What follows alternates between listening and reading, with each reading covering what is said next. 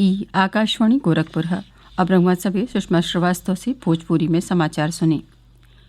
राज्यपाल आनंदीबेन पटेल कहले हैं कि गंगा के साफ सुथरा रखले में लोगिन के जागरूकता और सहयोग जरूरी हुए। राज्यपाल आज राजभवन से अतुल्य गंगा परियोजना के जरिए प्रयागराज से आज से शुरू होकर 10 अगस्त 2021 ले चले वाली 5100 किलोमीटर पैदल परिक्रमा के ऑनलाइन शुभारंभ कैले के बाद संबोधित करत रहलिन। वहाँ के कहलें कि गंगा नदी हमरे देश और हमहन के संस्कृति के पहचान और अमूल्य धरोहर हुए। राज्यपाल कहलें कि गंगा के दोनों तट पर पौधा लगावत गांव और शहर से गुजरे वाली भारत का सबसे लम्हर पदयात्रा से देश में गंगा के सतही सज्जू नदियन खातिर और पर्यावरण संरक्षण खातिर नया ऊर्जा के संचार हुई। राज्यपाल लोगिन से अपील कलें कि लोग गंगा के अस्तित्व पर आयल संकट के दूर करे खातिर एकजुट होके एक निर्मल बनौले के कोशिश करें। राज्यपाल आनंदीबेन पटेल आत्मनिर्भर भारत के निर्माण खातिर सामाजिक शोध के जरूरत बतौलिन। राज्यपाल आज गोविंद बल्लभ पंत सामाजिक विज्ञान संस्थान और प्रयागराज मेला प्राधिकरण के संयुक्त तत्वावधान में स्थापित कुंभ अध्ययन केंद्र के ऑनलाइन उद्घाटन करत कहलें कि कुंभ जैसन महत्वपूर्ण आयोजन खातिर अबहिन ले देश में कोनो शोध केंद्र नाही रहे। ई केंद्र कुंभ मेला से जुड़ल शोध अभिलेखीकरण और ज्ञान विमर्श पर आधारित हुई। वहाँ के कहलें कि संस्थान के उच्च स्तरीय फैकल्टी और उनकर शोध अनुभव सामान्य लोगिन के कुंभ के परंपरा और विरासत के समझले में एगो नया दृष्टिकोण देई। केंद्रीय कृषि और किसान कल्याण मंत्री नरेंद्र सिंह तोमर दोहरौले हुए कि सरकार किसानन के साथे बातचीत करे खातिर तैयार बाटे। नई दिल्ली में काल ही तमिलनाडु, तेलंगाना, महाराष्ट्र और बिहार के अखिल भारतीय किसान समन्वय समिति के सदस्यन के साथे बैठकी के बाद श्री तोमर कहलें कि जो तक किसान प्रस्ताव ले आई हैं तो सरकार निश्चित रूप से उनसे बातचीत करी। कृषि मंत्री कहलें कि सरकार के मंशा और नीति किसानन के कल्याण खातिर हुए। वहाँ के कहलें कि कृषि सुधार से किसानन के पहले ही से फायदा हो रहल बाटे और ऐसे उनके आमदनी बढ़ले में मदद मिल रहल हुए। उत्तर प्रदेश के उप मुख्यमंत्री केशव प्रसाद मौर्य आज वाराणसी में आयोजित किसान सम्मेलन के संबोधित करत कहलें कि प्रधानमंत्री नरेंद्र मोदी के देश के हर किसान के चिंता बाटे। वहाँ के एगो नाही बलुक 3 गो नया कानून ले आके किसानन के तरक्की के दुआर खोल देहली।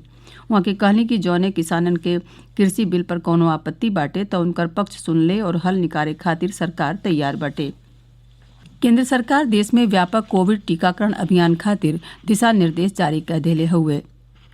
स्वास्थ्य और परिवार कल्याण मंत्रालय पहला चरण में करीब 30 करोड़ लोगिन के वैक्सीन देहले की योजना बना रहल हुए। Pfizer, serum institute of India और भारत बायोटेक अपने वैक्सीन के उपयोग के अनुमति खातिर आवेदन कैले हैं। कोविड-19 वैक्सीन के आपात उपयोग के सरकार से अनुमति मिलते टीकाकरण अभियान शुरू कर देहल जाई। देश में कोविड से ठीक भइले के दर 95% से ज्यादा हो गई बाटे। पिछला 24 घंटा में 34,477 मरीज ठीक भइले। स्वास्थ्य मंत्रालय कहले हुए कि देश में अबले कुल 94,22,000 लोग ठीक हो चुकल हुए। इस समय 3,39,000 से ज्यादा सक्रिय मामला बाटे। पिछला 24 घंटा में देश में 22,000 से ज्यादा नया मामला आयल। मंत्रालय कहले हुए कि मृत्यु दर 1.45% बाटे, जौन दुनिया के औरियो देशन के मुकाबले बहुते कम हुए। पिछला 24 घंटा में 354 मौत भइल। एके मिला के अबले 1,43,709 लोगिन के मौत हो चुकल हुए। भारतीय चिकित्सा अनुसंधान परिषद के मुताबिक पिछला 24 घंटा में 9,93,000 से ज्यादा नमूना के जांच कैल गई, जिन्हें मिला के देश में अबले 15,55,00,000 से ज्यादा नमूना के जांच कैल जा चुकल हुए। कृतज्ञ राष्ट्र आज सरदार वल्लभ भाई पटेल की 70वीं पुण्यतिथि पर उन्हें भावभीनी श्रद्धांजलि दे रहल हुए। प्रधानमंत्री नरेंद्र मोदी और गृहमंत्री अमित शाह सरदार पटेल के पुण्यतिथि पर श्रद्धांजलि देहलें। श्री मोदी कहलें कि उनके दिखावल राही हमहन के देश के एकता, अखंडता और संप्रभुता के रक्षा करे खातिर हमेशा प्रेरित करत रही।